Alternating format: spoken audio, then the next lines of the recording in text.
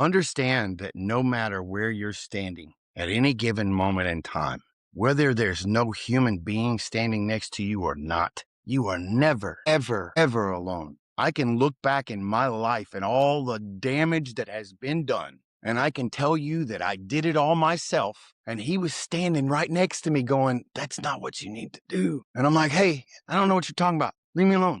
All the damage that has been caused in my life is because I was trying to do life on my own terms. And I was always trying to get what everybody else had, not the gifts he gave me. These gifts right here, these are all the things that he wants me to use to profess his love for me. And I'm telling you right now, no matter how broken you feel, how hurt you sound, how sad you are, how lonely you live, you are never alone.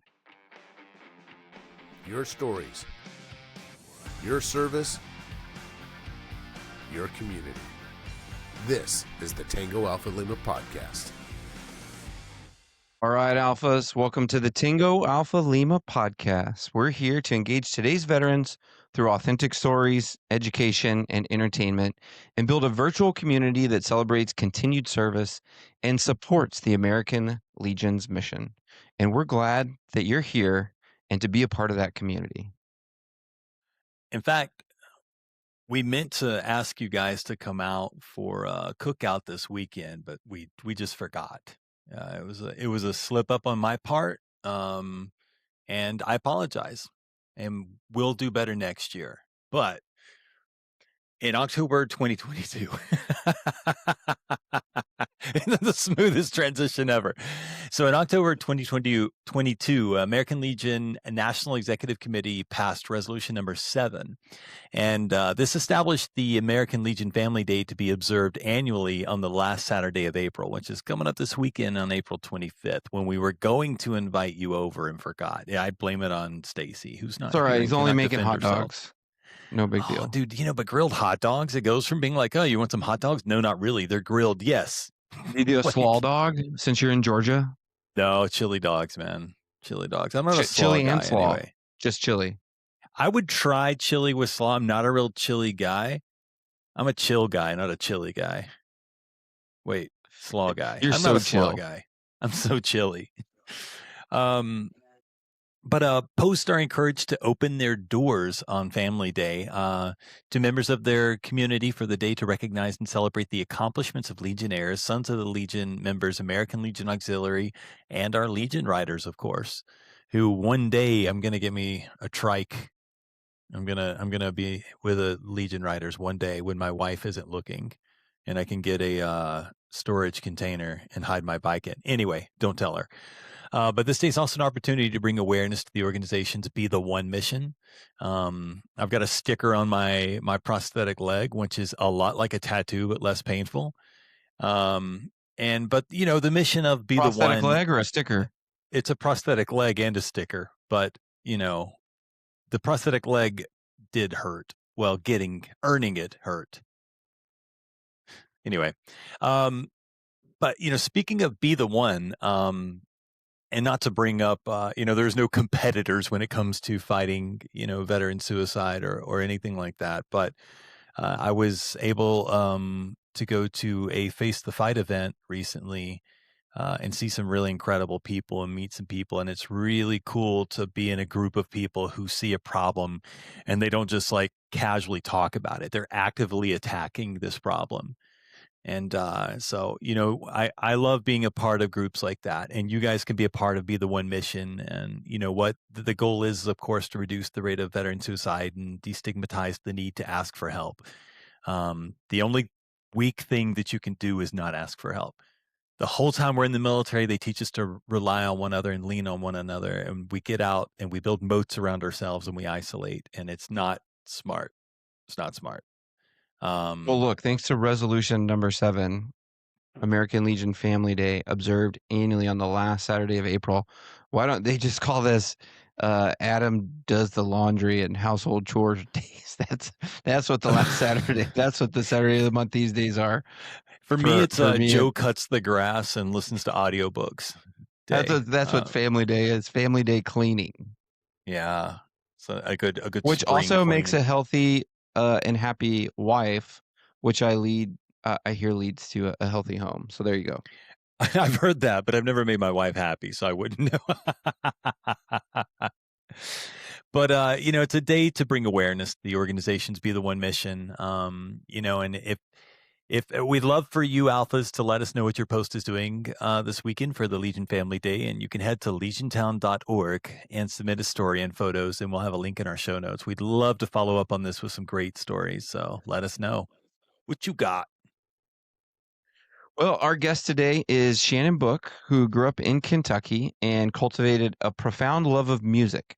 He joined the Navy after Operation Desert Storm and served 17 years as a combat medic. Shout out, right. Joe. I know you're excited for this one, including two tours in Iraq. To alleviate the emotional strain of combat and deployment, Shannon turned to music, playing guitar, singing, and even writing music about the experience. After leaving the military, Shannon made music a career, first as lead vocalist for the band Vetted, then a solo career, and most recently with his new band, Deliberately Broken.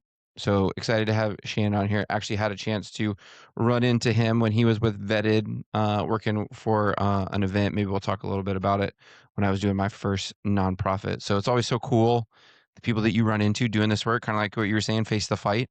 And then here we are, like I probably met him 10 years ago, haven't been in that circular orbit since. And now I'm really excited to catch up and hear about all the stuff that he's been up to. That's right. And after that, we have some Scuttlebutt. We're going to talk about TBI tests and whether or not carrots can really help you see. I call this like the spinach effect from Popeye. It's Popeye-ganda, like pop propaganda. There you go. It is the worst dad It joke is the worst. ever, and I loved it. But, alphas, please stick around. We'll be back with Shannon Book right after the break. Hi, I'm Pam Ray, National President of the American Legion Auxiliary. The American Legion Auxiliary is thrilled to be part of the American Legion Family USA 250 Challenge. The challenge is a special way to honor our nation's 250th birthday. Participants can choose 1, 2, or all 3 categories, but the one that means the most to me is community service, because that's our primary focus in the American Legion Auxiliary. We put service first as a way to honor the generations of veterans who came before us to protect our freedoms. There are many ways to achieve the community service goal. A unit could serve 250 meals to homeless veterans, prepare 250 care packages for deployed troops, or create 250 quilts for veterans in VA hospitals. There are so many ways you can participate, but the best way is to do it alongside your Legion family. Visit legion.org/USA250 to get started.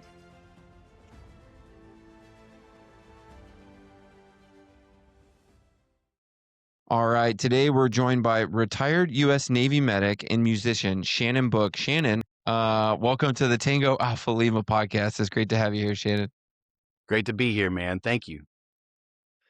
Oh, man, I'm excited. We get a lot of Army guys on here and stuff like that. We don't get many Navy. We get some Marines, fair amount of Marines. There's usually a good split, but I don't think that we've interviewed maybe one other Navy corpsman. But so I want to talk to you a little bit. So Hazel Green, Kentucky. First of all, where's that at? I've got family outside of London.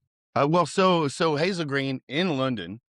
So I usually tell people I'm from London, and they're like, England, and I'm like, listen here, can you hear anything in my voice that sounds like I'm from England? And so, so Hazel Green is about 20 minutes north of London. It's actually okay. Do you know where Tanyard is? Yeah. I've got family in Tanyard. Oh, wow. Did you grow up? Do you know Bill Napier? Or I'm sorry, Bud Napier? I know all the Napiers, bro. I went to school with a bunch of them. That's my stepdad. Shut up. No, man. What? How is this so full circle already? Like, what? Wow. What just happened? What just happened? Yeah, that's wild. This is not. What? Yeah, because what the listeners don't know yet bunch is of land. He's got hundreds of acres, right? Like right in Tanyard. Yeah. That's crazy, wild. Man. When you said north, because when I'm driving, I go about 20 minutes north of London, and that's so you're like right. Do you still live there? No, I live in Austin, Texas now. I mean, I Kentucky's was gonna pretty say, close to dude, I would Texas. literally have drove by your house probably in the Dude, so past you know where 2 weeks. Wildcat Battleground is?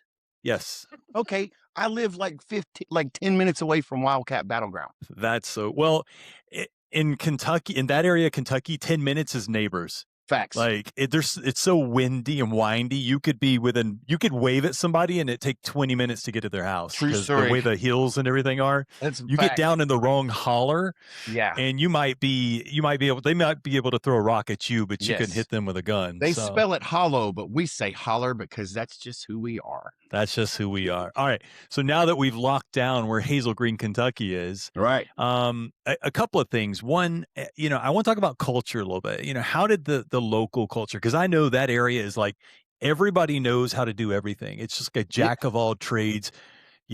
20 people might pull over and help you work on your truck out there on the side of the road. So how did you decide the Navy there? Was there music background? And, so give me a little bit of background about this, about you growing up, man. So growing up where we grew up, like you have to learn how to be self-efficient. There's no, oh, I don't really want to do that. Well, hey man, I don't know if you know this or not, but if you don't go out and fix your battery in your truck, or you don't go out and fix the transmission, you ain't going nowhere. You can call your friend, but your friend's probably doing something on the farm. Working on his stuff, yeah. Or welding the frame of his truck back together, or whatever that is. So my grandfather always said it's better to be a jack of all trades than a master of one. And I still believe that today. And to be honest with you, that's kind of what made me probably the corpsman that I was. Yeah. Also, talking about the music background, as well as I do, everybody in the holler, not hollow. We're not, this is not Shakespeare. Nobody cares. Everybody in the holler, plays bluegrass, man. They all played bluegrass. I used to sit on a porch and watch Granny spit her freaking Levi Garrett in a freaking coffee can, a Folgers coffee can. Yep. She's got 4 teeth still chewing Levi Garrett, and everybody's picking their flat tops.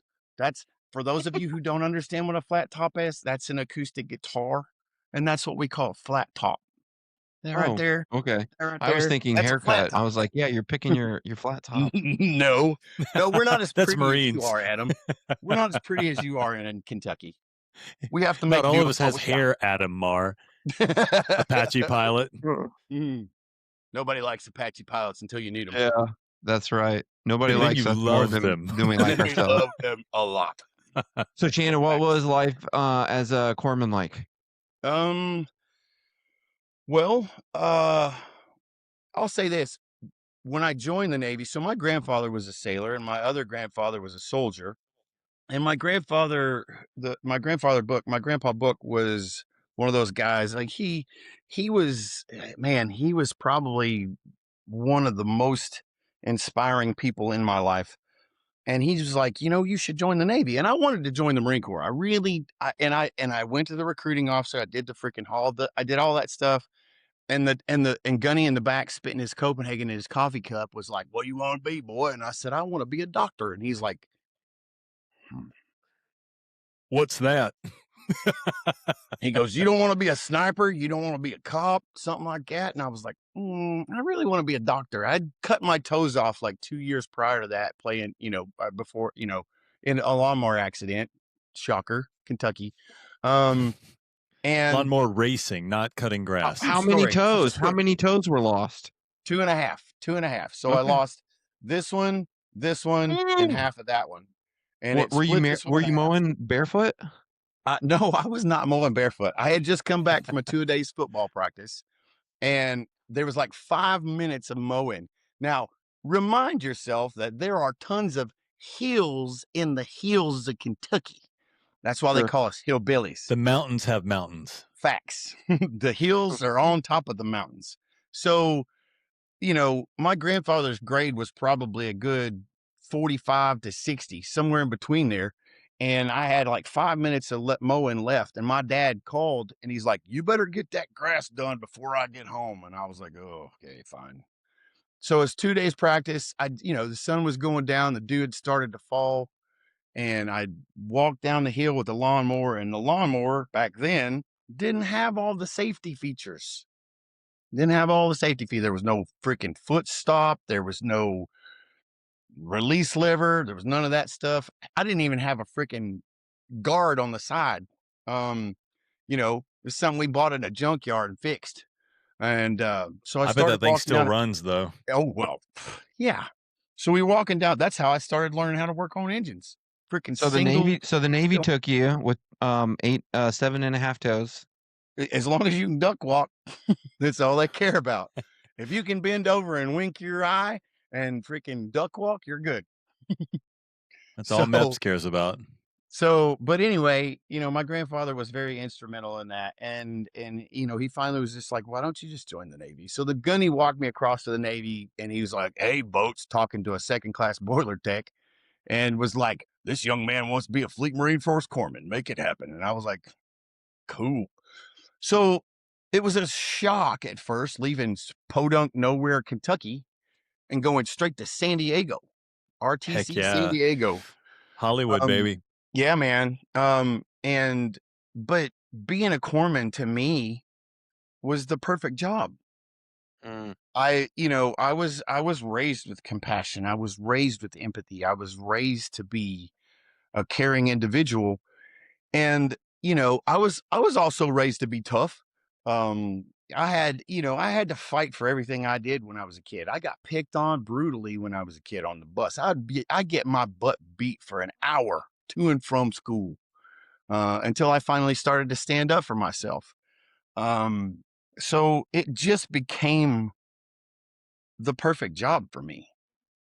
It was just that, and once I got into, I realized I was never going to be a doctor at that point, but I was like, this is as close as I want to be anyway. So it's all good. And Joe can tell you that we're minimal steps away from being a physician assistant, because out there in the middle of nowhere, we're all you got. We're all you got. If your artery is severed, I'm probably going to put my hand in there and grab a hold of it. And I'm going to hold it until I get you home. Did you ever feel the another pressure of that? 18-year-old Did you guys ever who can feel put like sutures in? Did you ever feel the pressure of like that responsibility? Oh, Because yeah. I'll give you the counter to it. My wife, when we were stationed at Fort Riley, she was an ultrasound tech, and then she got a job on call at the hospital. She was responsible for telling the folks to come to call the doctor if she saw something that could ultimately, lead to them getting a heart attack or something. In her personality, she hated that job because she did not want the responsibility of having to be able to basically have somebody's life in their hand and make that call. But it's a special calling, yeah, to be able to be out there in those places and spaces. Yeah, man. And and like you're saying, like you're the guy in those situations. What's Well, that like? it's it's a lot. It's a lot. And it's a lot to carry. Most Marines, and I'll say this, I love every Marine I've ever worked with, every one of them. And I would literally take a bullet or a frag or whatever. I would do that. And I mean that with everything that I am, because they do the same for me. As a matter of fact, they would intend that it would be the other way around. So, when you hear about, Doc goes out and he never pays for a drink, that's literally how life is.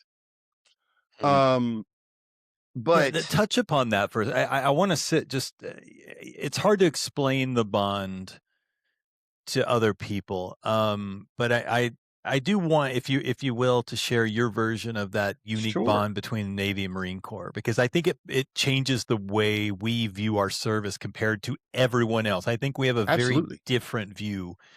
Yes. Well, and we don't necessarily belong to the Marine Corps. We are an outlier.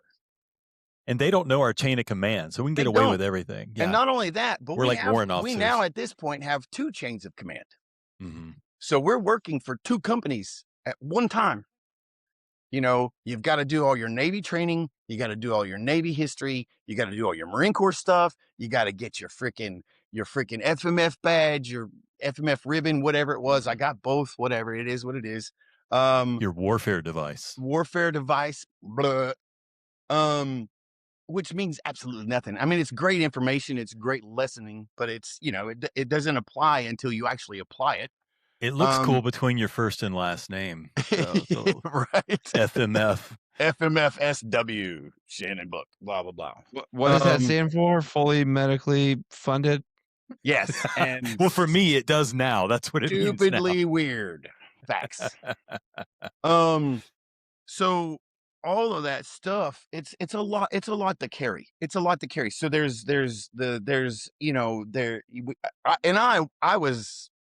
I won't say dumb, because I would prefer to wear my alphas and Charlies than I would my blues any day. I consider myself more a Marine than I ever was a sailor, because I spent 15 years of my naval career as a freaking FMF corpsman. Yeah. I probably Fleet only Marine Force, by the way, Adam. Fleet Marine Force is what that means. Yeah. And surface warfare, weirdo. Your AC guys and all that happy trash. But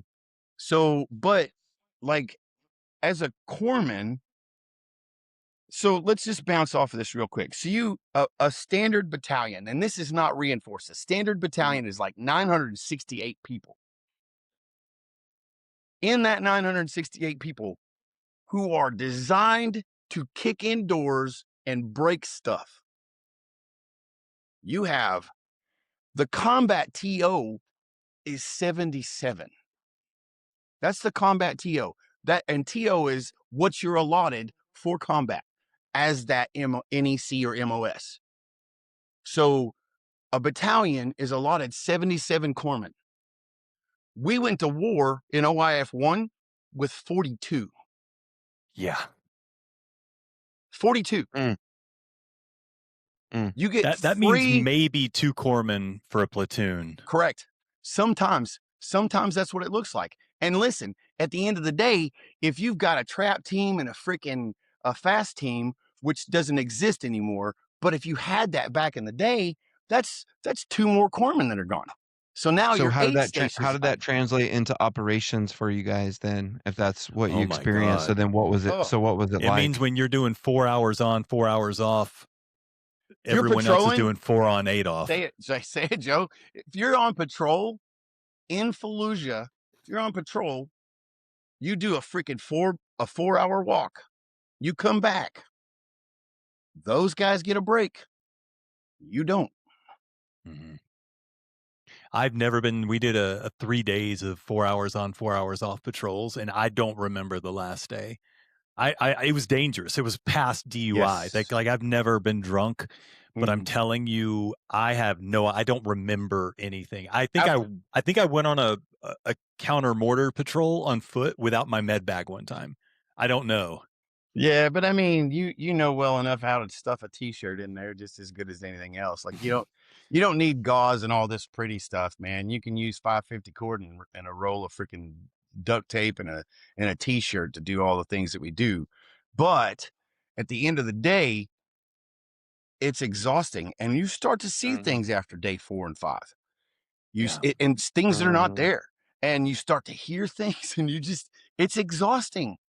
And you're trying to figure out ways to keep yourself awake, putting coffee grounds in your eyelids, just eating coffee grounds. And it's 120 too. It's 120 so it's like your body's degrees. Just eating itself up. You're drinking bath water out of a bottle. It's wonderful. It's great. It's potable. It's amazing. So Shannon, when you got out after your time in service and started transitioning into music, and now it's been like 10 years since that, as you kind of like reflect back on your deployments and that time, what do you kind of share with folks? What's your kind of, I mean, I know it depends, the audience, the stage, the microphone, how much time you got, right? Yeah. But I mean, I try to share as much as possible. It's, how do I say this? It's hard to stop once somebody opens the gate. For the most part, I just tell people I made ice cream. Like, oh, you were in the service? Yeah. Oh yeah, I was in the service. What'd you do? I made ice cream.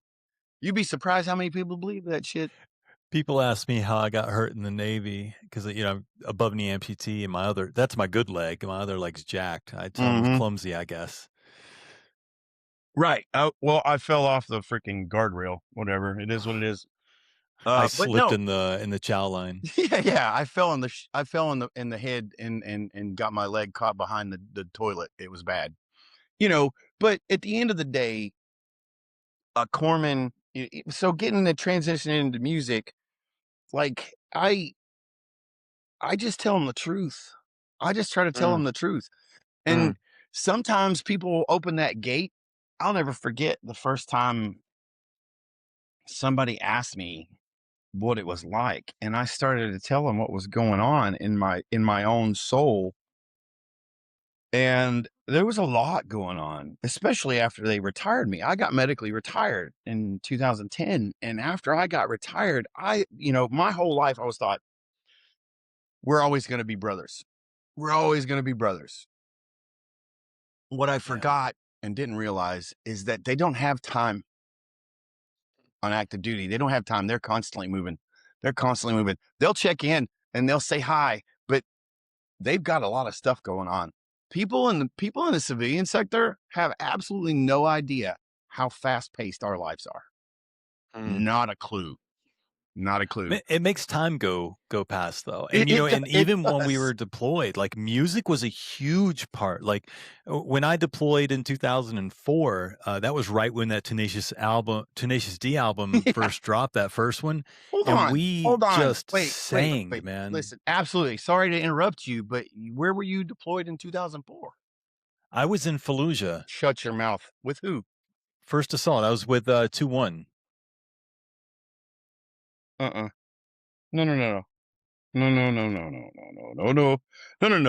No. This battalion right here. Yeah, looks like I was with Fox Company. 2-1. You mean you were a boat/truck company? Weird. Yeah. So, all right. So I was a 2-1 before you were with 2-1. I left 2-1 to go to the regiment. Really? Yeah. Interesting. Yeah. I was with Huh. 2-1 during OIF1, boss. So That's Jason so Duty, funny. freaking Yeah. Benji, all those guys, Ben Mhm. Leota, all those cats. Like, yeah, like I was there when Echo got hammered, bro. Oh my gosh, yeah. We were there when Echo Labor got Day, hammered. Labor Day 2004, when we lost most of my second squad. That was Yeah. us, 3rd platoon, Yep. Fox Company. Mm-hmm. Small world. Not only worked for John did my Tulin, parents boss. live. I was Say John again? Tulin's PSD. That's weird, man. I'm sorry. If you could just see the look on Holly, our producer's face, she's just got her mouth open so big in like amazement at the connection. This sounds really understands what's going serendipitous, on but right now. Corpsman is real. It is a smaller world. I'm It's not shaking, like bro. 2 soldiers, but I am still, shaking right now. it's wild. Holy This on fuck. top of the Kentucky connection is I'm Yeah. a Georgia boy, but my mom lives in Yeah, Kentucky. no, I get it. and This yeah, is wow. I don't even know what to say right now. Whew. First of all, I'm just going to say thank you, God. Thank you, God. Thank you, God. absolutely, God man. bless. It's a blessing. And I suck as a Christian, but man, thank you, God. And I'm glad that He gives me grace every day because I screw it up all the time. But I mean, that's what grace is. It's unearnable. Right. Unearnable. It's unearnable, especially from Him. But this, like, first of all, I met Adam back in like 2016, 2015, 2016, something at Gas Monkey. We had a long conversation about his organization and I was all on board. We were all about it. And, we kind of got separated because Vetted was going to pop and get huge. And that blew up because I wasn't taking care of myself or none of the rest of us were. Alcohol and drugs are really amazing. We were trying to figure it out. Yeah, we were trying to figure out how to show up. The community had not yet grown forward into the current place that it was. There was still very much a drinking boys. Right. We were still blaming the military for not freaking being part of our freaking pack anymore. And the reality wasn't their fault. Yeah. It's not the Army's fault. It's not the Navy's fault. It's not the Marine Corps' fault. They have a job to do. Like right now, everybody's like, oh no. Well, hey, bro, I don't know if you know this, but they're always deployed. Yeah. We are always on the freaking dot, period. We're always on the footprints, man. And our country doesn't understand that. And I'm sorry, I'm going to get political, but I'm going to try not to get too political. At the end of the day, people don't understand us. They think we just have a job. It's not a job. It's a lifestyle. And it changes you. Even I was in 3 years, 9 months, Right. and I will never be, and I same. like where I ended up. Right. So, I like where I ended up, but It made this happen. It made this happen. I don't want to brush past your story. I do want to circle. I want to make sure we focus on your music. I want to talk Sure. about your music, because when I got hurt, music, books, writing, art is what saved me. What gave me a window to be able to truly heal in my life. I'm a singer. Yeah. For me personally, it's been a huge part of my healing, and I want to touch upon that. Yeah. So to me, when they medically retired me, my whole life fell apart. Yeah. I was already playing music it was so angry. It was so angry. I Need to Breathe was one of the first big songs I ever wrote, and it was angry. Angry. And it was me blaming all the people who don't understand us, and it was me blaming like society for not freaking getting it and not appreciating who we were, because I felt like, you get a pat on the back or whatever. But at the end of the day, writing all that angry music kind of let all the gas out. Yeah. And it became a therapy for me. It became a huge therapy for me. And, while I was doing the 8 hours of therapy across the week, at freaking at the Wounded Warrior Regiment or whatever that was, and taking the 14 drugs a day for freaking 4 years, music was the only thing that kept me alive, and my baby kids and my kids, my son and my daughter. That was the only thing that kept me going after that. When I was out, I lost my wife, I lost my house, I lost my kids. And it was not good. At that moment, I'm getting ready to release a full version of a song called Little Things that I wrote in that moment, because I felt like I let my children down. And Little Things is literally about me telling the world that my kids are the only thing that kept me alive. Mm. And I was not okay. And I didn't, and at that time, there was no, it's okay to not be okay. It was still suck it up, Buttercup. It was still suck it up. Yeah. And when I walked out the door in 2010, I was on my own. And then I got a phone call from a guy. I left Jacksonville, North Carolina, because by then I had left Camp Lejeune or Camp Pendleton, and went to Field Med at Camp Lejeune as an instructor. And I had left there, and I was already playing music, and I was doing all this stuff, and I did it all drunk. I did it all drunk. It was all like I was all over the place. But I got this phone call from this guy named Paul De La Cerda, and he's like, "Hey man, we want to start this band. Would you be interested in moving to Houston?" And I was like, "Bro, I ain't got nothing else to lose. I got nothing else to lose. Why not? I've wanted to play music for my entire life. Why not?" So I drove the 16 hours from my hometown to Houston, picked up a guitar player in Dallas, and went straight down there and wrote the first song with the band called No Man Left Behind. Did you just pick a random person and assume they could play? Is that what it's like? Is that like Nashville, where you can just be like, I need a bass player. No, I can play bass. I had met him before, and I was doing stuff with this group called Redcon One, and we went to the Lutz Foundation. We went to Janine Lutz's house to do a fundraiser kind of thing, and help raise some money. And we were there to perform, and I met this guy, James Greenlee, great guitar player, Marine, and I was like, dude, let's start writing music. And so we started hitting it off. But that's who I picked up on the way on to Dallas, on the way to Houston through Dallas. And we went down there, and I got there, and I literally, they already had a bed set up, a music bed. They already had the music created. And they're like, hey, we want to create a song, something about No Man Left Behind. And I was like, okay, play it for me. They played it for me, and in 15 minutes, the song was done. Like, that was the beginning. That was the beginning of Vetted. And we were still calling ourselves Warrior Song at that time. And we kind of got into the whole, we need to revamp all this stuff and blah, blah, blah. Vetted became a thing. And Vetted, like, it just caught traction. We were playing every WTC and TCU and Wounded Warrior Battalion, and we were doing all that stuff. We were playing shows in Houston and Austin and Dallas, playing stuff on. We were going to NAMM. We were playing stuff in LA. We were playing stuff, playing the Whiskey a Go-Go, all kinds of stuff. And we were ready to pop. Like, we were ready to pop. And, you know, again, like I said, it's nobody's fault. We were all not taking care of ourselves.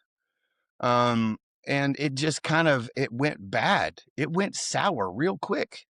And it, you know, you put a freaking bunch of A-type listers who've either been exposed to combat or been, you know, exposed to blasts or whatever in a, you know, 15 passenger van and put them on the road. It gets ugly. It gets real ugly. Yeah.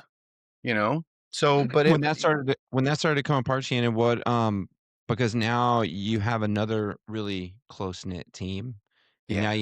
now you have identity once again that's starting to kind of dissipate and go away. So what was that kind of next season? What was that next chapter? And it's a transitional state too. So Right. there's personal, and then there's professional, and then there's Correct. momentum. What was that like? Well, in the moment when it all started to fall apart, I didn't understand the difference between professional and personal, because it was all personal. Because I'm writing personal stuff. That's right. I'm writing stuff straight out of my soul. Like, I'm breaking bones and pouring marrow on paper. You know what I mean? And it was personal to me. It was always personal to me. Sorry, that's a really good point because you're the lead vocalist, right? Right. And I did and the most of the writer. lyricist. I was the lyricist and the vocalist. Lyricist. And the rhythm So guitar player. so the vulnerability that you have to be able to tap into those, and you're talking about things that resonate with the military community, tapping into your experiences. Yep. And also not taking care of oneself, having to do those things. That's a lot. That's a My lot. caliber of taking care of myself was drinking a handle of booze, and Yeah. there was cocaine involved, there was weed involved, there was all kinds of stupid shit going on, and none of my favorite and or my proudest moments.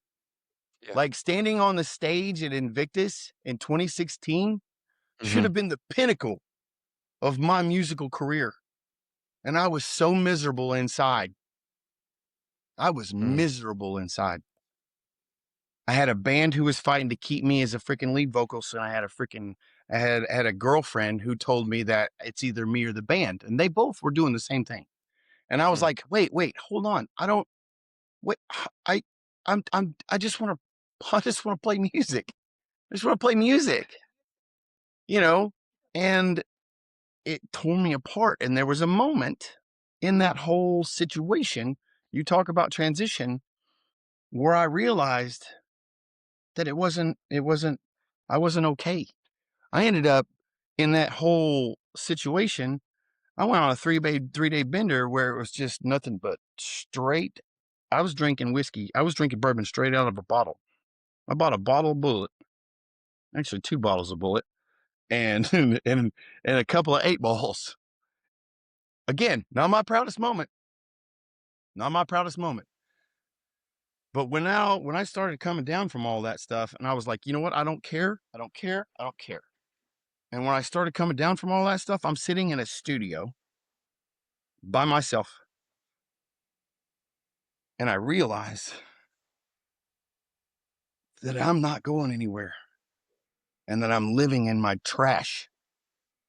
And I'm sitting there and I'm living in my trash, and I've got a Glock 21 in this hand, and I've got an M&P 9 shield in this hand, and I'm clicking that shield against my forehead. I put a bruise the size of a silver dollar on my forehead. I made phone calls. I talked to everybody because that's what I was telling everybody on stage. Make the phone calls, answer the phone calls, check in on each other, do the things. Because Buddy that's checks. right. Yeah. And that's all fine and dandy. But the reality is that I wasn't taking care of me. I was telling everybody else I was playing Doc. I was playing Doc. And we're going to transition. I'm going to talk. Joe and I can talk about this right here, because at the end of the day, it's not about me. It's never been about me. Ever. It's never been about me.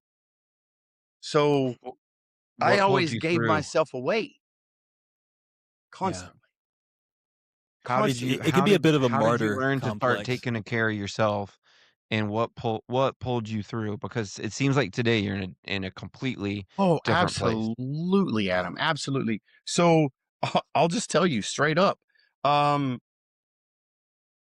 Almost 6 years ago, October 12th, 2020, I got my fourth and final felony DUI right here in the wonderful state of Texas.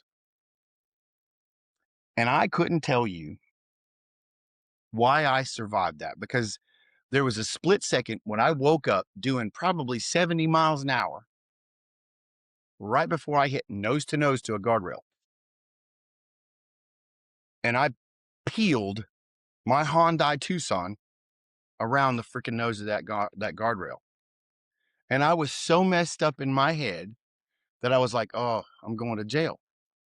I got out of the car and tried to push the car off the guardrail, got it off the guardrail by myself.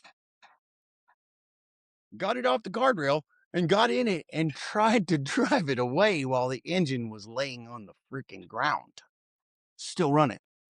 And then I realized the engine was still on the ground, and I just shut the car off, and I was like, I don't want this thing to blow up. It is what it is. And I sat there in that freaking road right here off of Ronald Reagan. And I looked straight up at the sky and I said, God, I can't do this anymore.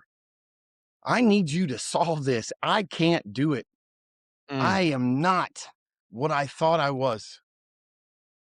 And the police officer walked up, and he, I saw him pull up, and he's like, hey, are you okay? And I'm like, I said, I'm as good as I think I can be right now.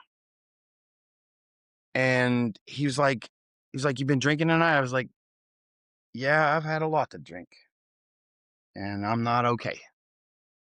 And he goes, were you prior military? I said, yes, sir, I was. Greatest interaction I've ever had in a cop car. Sweetest man. I couldn't tell you his freaking badge number or name. Swear to God, I wish I could. But sweetest man, thank you, God. Sweetest man I've ever met. Put handcuffs on me. And I was a big boy then. I had gotten really heavy. I was like 280, 290, because I drank a lot. And he put double handcuffs on me to make me comfortable. He just, and we talked all the way to Williamson County. And it was just like I was having a conversation with you two.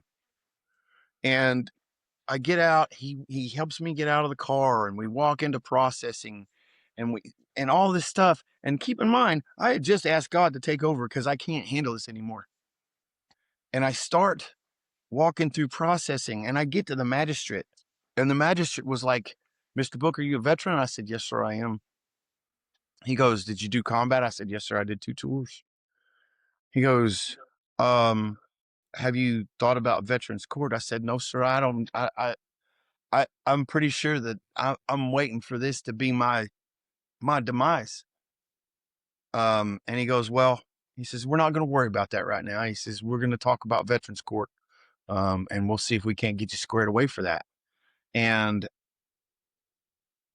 I spent 12 hours in the drunk tank because my fiance was visiting her father and her grandfather. And she couldn't get a hold of me. She couldn't get a hold of me. And when I finally got my time to make the phone call, I called her and she goes, "Where are you?" And I'm like Williamson County Jail. And the phone went silent. She was driving back from freaking Athens, Texas. And it went silent for probably a good minute and a half. And she's like, "Well, I'll come get you. You're going to have to hang out there until I get here." So she showed up. She somehow got $2,000 to bond me and bonded me out. And we didn't talk all the way home. It was the most. I'm sure a lot was said, though. You know, it's the body language was so cold. And I don't blame her at all. Yeah. I don't blame her at all. And it was just one of those moments where you just realize, hey, bro, you need to change a lot. Was it not to jump in here, but was it the fact that you finally realized the effect you had on other people that sort of woke probably you had up? a lot to do with it. I think it was that. And I think that I was also just tired I was just sick and tired of being sick and tired, Joe. Yeah. I was sick and tired. And, that's a Bill W. statement. But at the end of the day, it's the truth. It's the truth. And I got so tired of being sick and tired that I was like, God, I can't do this anymore. You either take the wheel or I'm going to keep doing this left turn into walls all day long. And I surrendered it all. That whole 12 hours in that cell, I did nothing but sober up, cry, and pray. Yeah. And even when that was done, that wasn't the end of it. We got home. I slept in the spare bedroom for 3 weeks with less than 3 words said every day. There was literally drive-by sex. F you, F you, F you. You know what I mean? Like, and I'm not trying to say that to be like whatever, but like that's what it felt like. Hey, like, you know what? We're not talking today. And I'm like, okay, and I would just put my head down. And I would go outside and I'd pray. But then God was like, hey, and I can't explain the whole, it's not a booming voice, it's not a bolt of lightning, it's not a big freaking flashing sign. It's a revelation in your head. It's like a little small whisper. We all hear it. We call it our conscience. But in reality, it's not our conscience. It's him. And he's telling you, that's not right. That's not right. And I heard, hey, you need to make some phone calls. You need to call your therapist. You need to call a lawyer. You need to call some of your friends who've been in this situation. You need to freaking make some freaking concessions. And all these things started to come into my freaking reality. And I started doing, listen, I was on probation for 2 years. This is COVID time, bro. You know how much it costs for an ankle monitor on your ankle for almost a year? It's $500 a month. Jeez. That's not counting the service fee. When they tell you in Texas that you can't afford a DUI, they ain't kidding. They ain't kidding. And finally, I got a lawyer, paid a like $2,000 down payment, blah, blah, blah, for, his time and whatever. And then I go into Wilco, and he brings me into the Veterans Court. He gets me scheduled for Veterans Court. And then I meet Judge Barker and her entire staff. She has an entire staff designed for veteran treatment court. And every one of those people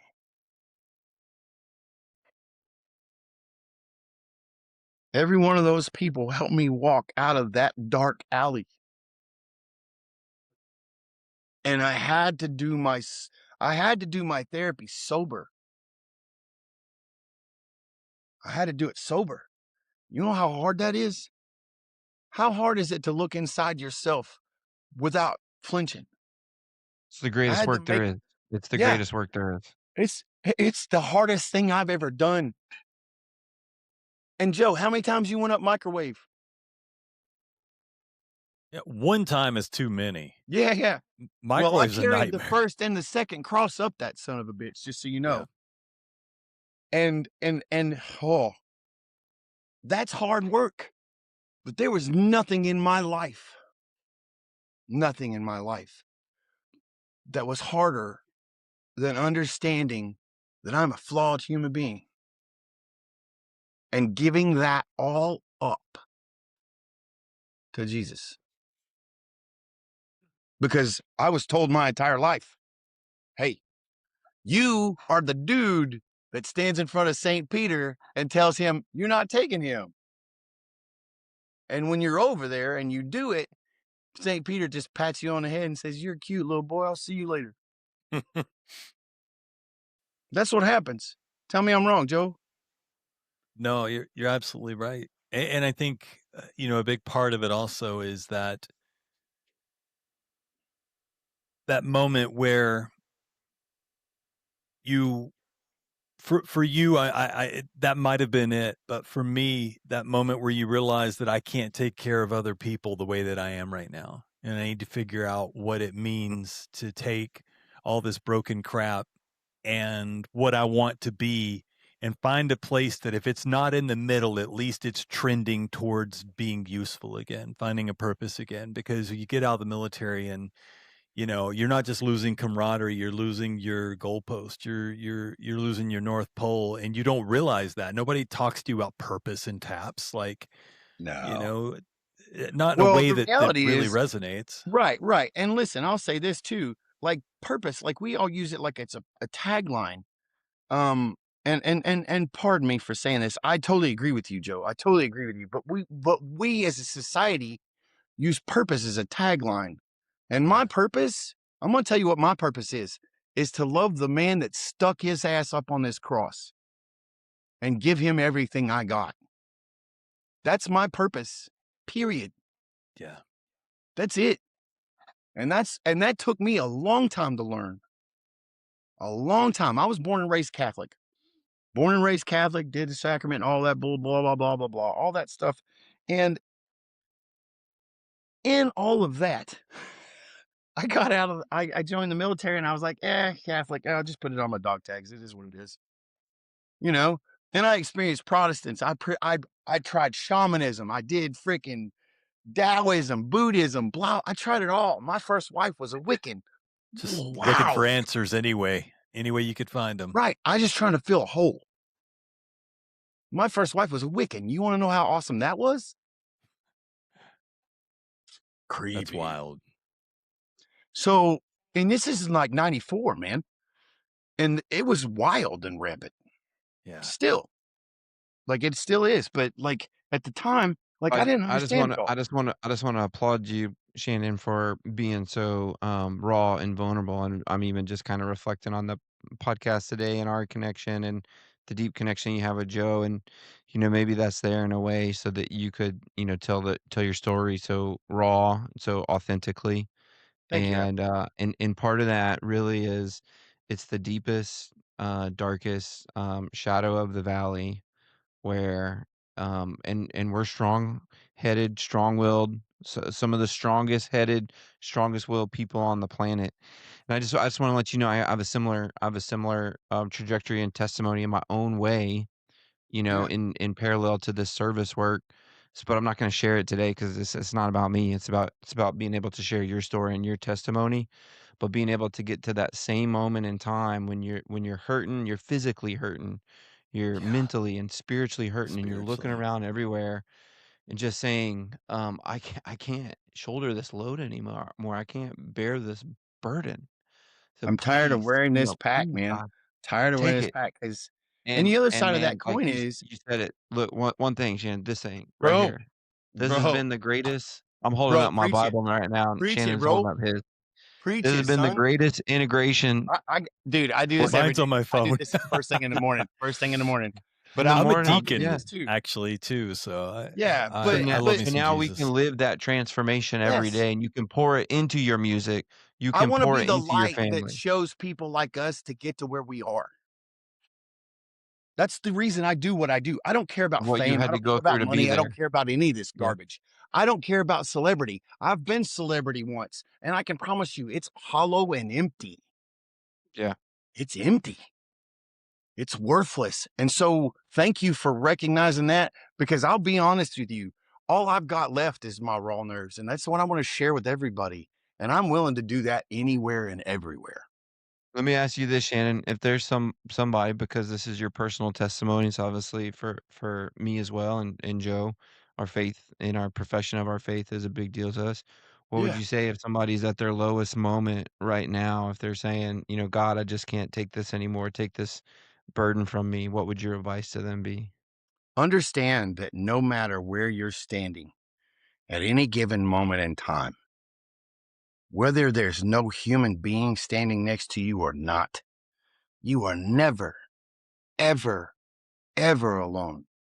I can look back in my life and all the damage that has been done, and I can tell you that I did it all myself. And he was standing right next to me going, that's not what you need to do. And I'm like, hey, I don't know what you're talking about. Leave me alone. All the damage that has been caused in my life is because I was trying to do life on my own terms. Mm. And I was Mm. always trying to get what everybody else had, not the gifts he gave me. These gifts right here, these are all the things that he wants me to use to profess his love for me. Mm. And I'm telling you right now, no matter how broken you feel, how hurt you sound, how sad you are, how lonely you live, you are never alone.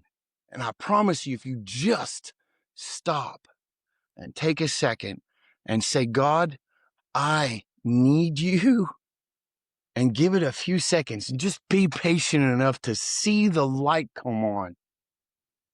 Just be patient enough to see the light come on. Your whole life will change. It will change. I don't care what anybody says.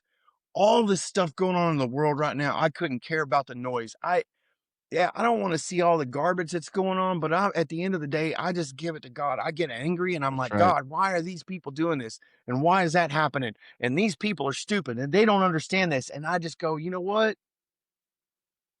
You tell me every morning to put it at your feet. Here it is. And I suck at that, man. I suck at it. You know why? Because I was taught to pick it up. I was taught to pick it up just like every one of you were. And I'm really great at picking it up. But I'm learning to set it down and not carry it everywhere. Well, I'll You tell you, know, man, I think you found your purpose, and I think you found your ministry, and I sure feel the power coming through, and the bold Thank you, bro. witness, and your testimony, and your heart of service that comes through that. And Thanks. you're still that corpsman to your core, serving and taking care of the soul now and the spirit, and that permeates into the physical, into our bodies, and it's powerful. You got a powerful message. Keep spreading it. What's next for you? yeah, that's What what I was about to say. as you're What's looking to the next? future? Yeah, How Well, can the what do you got Legion on your find your music? yeah, so how can folks hear what you're up to? I mean, social media. I suck at social media, but I have it and I put it out there as best as I possibly can because social media has gotten so polarizing and annoying. And I put my little snippets up. I just got back from Nashville, did a couple songs. I got 4 songs that are going to come out this year. Um, Little Things, Walking, which is basically my ode to Footprints.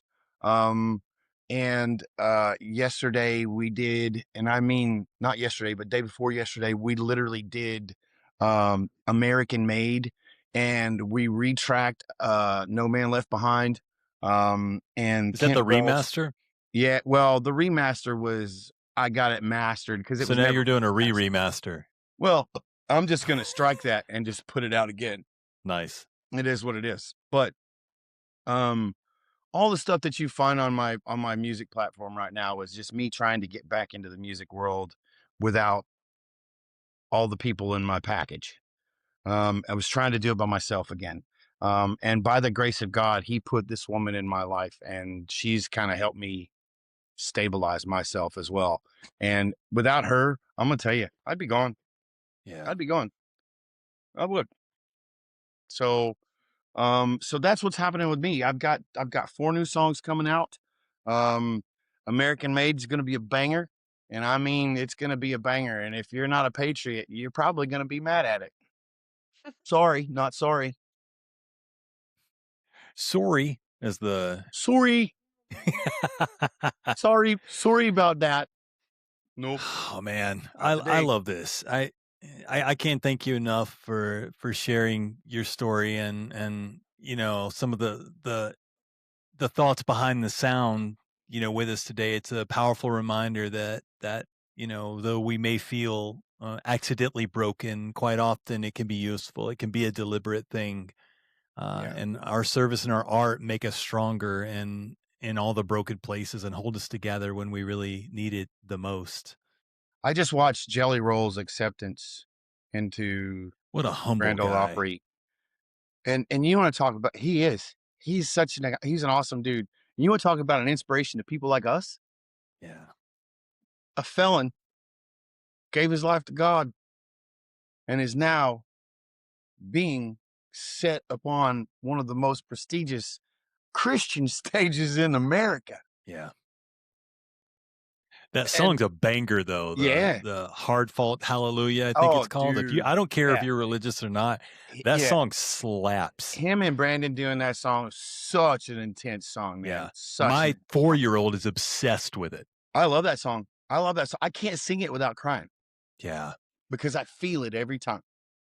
He's listening to, luckily we got him, well, not luckily, it's bad for my wife, but I'm enjoying it. He's stuck on my music now, but oh yeah. Yeah, but we find that he only had one song. Now at least he's got some music. I'm going to tell you right now, Joe, if we don't start collaborating after this, I'm going to be pissed. We have to. Yeah, I think I sent you a message on LinkedIn. Cool. We're gonna do something, man. Definitely. Awesome. I'll send you some of my music so you can retract your statement if you want to. Don't threaten me with a good time. Listen, you have no idea how much some interesting stuff I get. Yeah. Oh, I believe it. I believe it, man. But I'm here to help anytime and everybody. That's just who I am. I'm not here to shame anybody because I know what shame feels like. I carried it forever. And, sometimes you hear people do music and I mean, somebody like Johnny Cash, nobody didn't know Johnny Cash. If you ever heard Johnny Cash, you would say, what a voice of a generation. Right. That's not what he's known for. Nope. It's the passion behind it. Listening to one of your songs, I was like, I started listening to it and I'm like, I can't do this right now.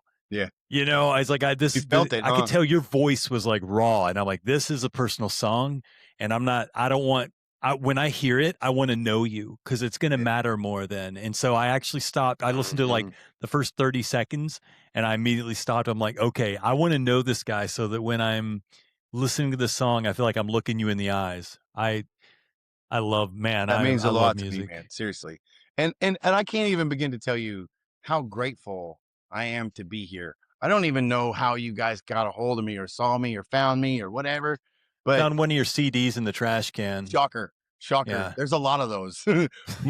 with my scribble on it. It was a mixtape. Yeah. You're right. A mixed CD. It was probably it was written on by Lightwire and all this other stuff. One of those. It was, we downloaded your music off of LimeWire. We torrented it. I have a virus. Ladies and gentlemen, Shannon Book, we really appreciate the time you spent with us today, my brother. Good and faithful servant. Thank you so much. Before you sign off, is there anything else you want to share and that we didn't discuss with our alphas? And of course, I'll say it for you. Alphas, you can go to shannonbookmusic.com to learn more about Shannon's work. Shannon, any final thoughts?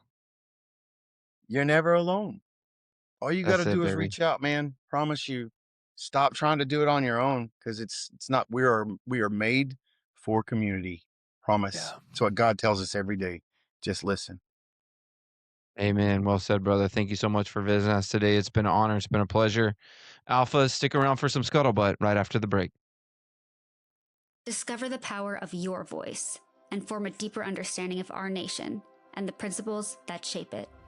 As a participant in the American Legion Oratorical Contest, you'll develop a deeper knowledge of the U.S. Constitution and a greater understanding of the duties, responsibilities, rights, and privileges of American citizenship. As you step up to this academic speaking challenge, you'll learn leadership skills, the art of oration, and have a shot at winning up to $25,000 in scholarships. Seize your moment. Visit legion.org/oratorical and take the first steps towards shaping your future today. All right, Alphas, we hope you had a fantastic break, and now it is time for some Scuttle Booty. Okay, there's I'm not gonna read this whole article on TBI. We have the link in the show notes. It's in from Task and Purpose. The article Isn't that for details horses? Task and Purpose. I'm just joking. There is a horse. Is What it are you tack talking about? Tack and purpose? I don't know. Task what is the task and purpose for horses? You know, right, we had I'm the done. commanding general's mounted color guard at Fort Riley. So their purpose was to take leadership LD leadership development. Gosh, why I was drawing a blank on this. Officer development. Officer professional development. I promise I did them and I was a part of them and I received them. But you just like go around with the other company commanders and battalion commander, and the whole thing was just bonding while riding horses on posts. So there you I think go. I was thinking of Not mane and tail, which is shampoo. Whatever. Gosh dang it, Joe, you so sidetracked this. No, so this article from Task and Purpose details how traditional military field screenings are failing to detect TBIs in combat zones, specifically following large-scale missile attacks. So the problem with current screenings, retired Army Lieutenant Colonel Alan Johnson, a survivor of the 2020 Al-Assad Air Base missile strike, testified before Congress that the military standard test, the MACE-2, is ill-suited for austere environments. So the key issues of this test include delayed symptoms.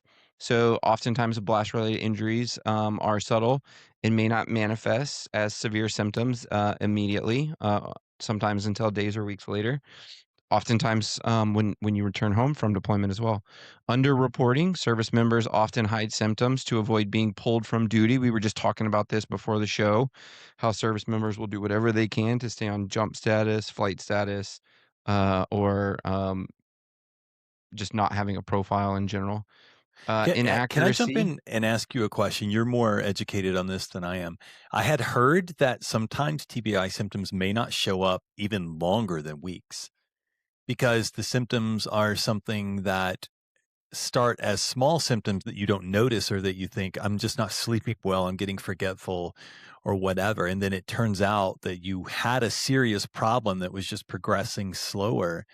And so, I mean, I know people that had been out for a year or two before they realized that or admitted to themselves that something was really wrong. Does that sound like Weeks, something months, that could can be happen? years in some cases. You know, it's all Yeah. the way from mild traumatic brain injuries, multiple mild traumatic brain injuries over time, the culmination throughout the entirety of your military career. But what did we do before the military? We played sports, we played football, we played hockey. You know, we jumped around, climbed trees, jumped out of trees, you know, slips, trips, falls, you know, car wrecks, Fell out of trees, fell into trees.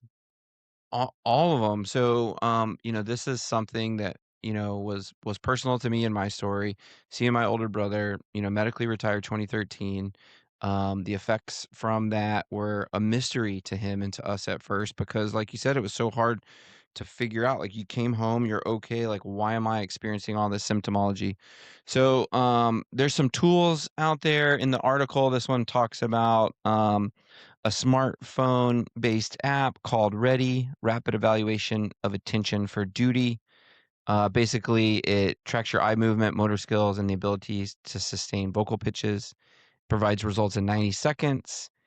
and it can be self-administered by the troops in the field. So this is really cool. A real simple tool that's available. But look, I put some other links in the show notes. I'm just going to blast them off real quick because this is really where we kind of entered into the veteran mental health space for us, was specifically around traumatic brain injury.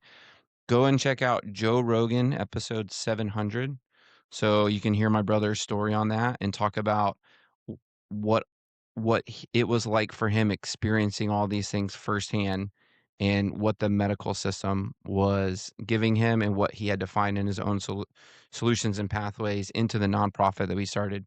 You can also see him on Joe Rogan episode 1056. That's a couple years later. You can actually see the progression of how much better he looks from that first podcast to the last podcast, based off the things that he was talking about, that he was doing those interventions. My Senate veterans testimony last August is like a good 10 years of the progression of all these therapies and modalities. There's also a website. If you're experiencing TBI right now, I would say go to tbihelpnow.org. We can do these lab tests to understand what your hormones are insufficient in the brain now because of the physical trauma. Start to get that back online. And then the other thing is we also have a book, which you can get the audio book version, because I know folks with TBI, it's hard for them to maybe read through all that. So we have the link to that in Amazon. So it's called Tales from the Blast Factory, a brain injured Special Forces Green Beret journey back from the brink. As far as subtitles go, that was about the longest subtitle that we could have gone with. And maybe a shorter title would have been better. And then the movie, it's a documentary out if you just want to watch it and get everything in 90 minutes. Quiet Explosions Healing the Brain. So there you go. There's there was a world record, and I think when you casually break a world record, it's different than when somebody just goes out of the way to just one up a world. Now, physical stuff, if you could do one pull up more than the most pull ups anyone's ever done, that's great. But I remember that when Fiona Apple dropped her When the Pawn album, the whole thing, it's actually a poem. It's like, when the pawn hits the conflict, it thinks like a king. And that album for me was one of my favorite albums ever. But it had a world record for the longest album. And as soon as it came out, someone made a longer album just to beat it, which is like, come on, come on. Let Fiona Apple have her. Why was her thing. album? It was so long? Her album was so long. Well, yeah, but it's the album is called When the Pawn, but the actual album name is a poem that goes. It starts out as when the pawn hits the conflict, it thinks like a king. I love it. Yeah, yeah. But she just casually had a world record, and then somebody's like, "Oh, I'm gonna add 4 words. I'll be the winner." Like, okay. Yeah, we could watch probably. It turns out the other guy's like a super great guy, and I'm making fun of him. We could potentially be in the running with that book title. I'm with you. Maybe. All right. Well, how are you going to help me? How are you going to help me see better? That's what I want to know, Joe.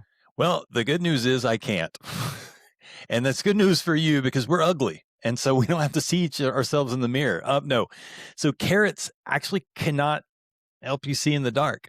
However, we're told our whole lives this is one of my favorite, like, propaganda, sort of things that, I guess spinach can make you strong. I mean, it's a healthy food. Carrots are healthy, but wait, hold on. Is it carrots help you see in the dark, or carrots help improve your eyesight? Because I thought it was carrots help improve your eyesight. Yes. Who's been telling you that carrots help you see in the dark? Yeah, but it's just, I think it's like the vitamin K or whatever's in carrots that actually is just general health. It has nothing really to do with that. But it started because the British government claimed that eating carrots helped its fighter pilots shoot down German planes at night. They were losing fights at night, and they were just getting smoked. They could not figure out what it was. But in truth, the Royal Air Force relied on this top secret radar. So an article from Smithsonian Magazine talks about the belief that they spread out. They put out this propaganda, the British intelligence, during World War II. So during the Blitz, the Royal Air Force, the RAF, which sounds cool, began using a new onboard radar technology, which, you got to think World War II, this sounds like black magic, and being able to find these German bombers at night. And so to hide the existence of the radar, they started like dropping call signs like John Cat's Eyes Cunningham and, and stuff. Just like they had people thinking that there were a couple of pilots that were just dumpstering carrots. And that's what caused them to be able to see at night. So the goal was to mislead German intelligence, though historians debate if the Nazis actually fell for the wild goose chase. But they're saying that, but they were buying carrots like crazy because people still talk about that. It worked. It worked. It works on me. I've got a whole freezer full of carrots upstairs. For them being rich in vitamin A and vitamin A helping with your eyesight.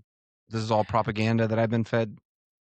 It is propaganda. So Britain had a massive 100,000-ton surplus of carrots by 1942, and the government used the night vision myth to encourage citizens to eat them that's the home front. So they did that overseas, and then at home they're like, bro, we got all these carrots, but also you could see in the dark if you eat them. The Dr. Carrot. So the Ministry of Food created a cartoon mascot called like Dr. Carrot to promote the vegetable in posters, radio shows, and even Disney designed pamphlets. So, it's the Kool-Aid Man, but healthier. Dr. Carrot. Nice. And then, of course, wartime recipes. That's probably where carrot cake and apparently carrot laid like lemonade. I would taste that, and I know people put carrots a lot in when they make smoothies and stuff because it's a sweeter.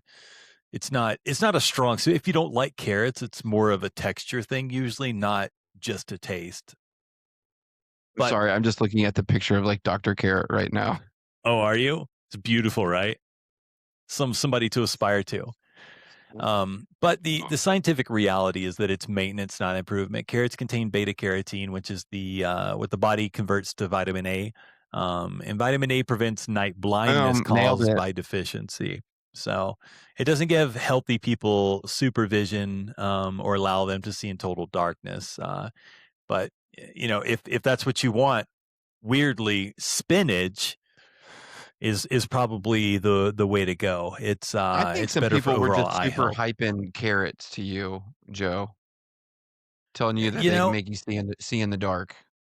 My daughter, when she was young, loved carrots so much that her nose turned orange.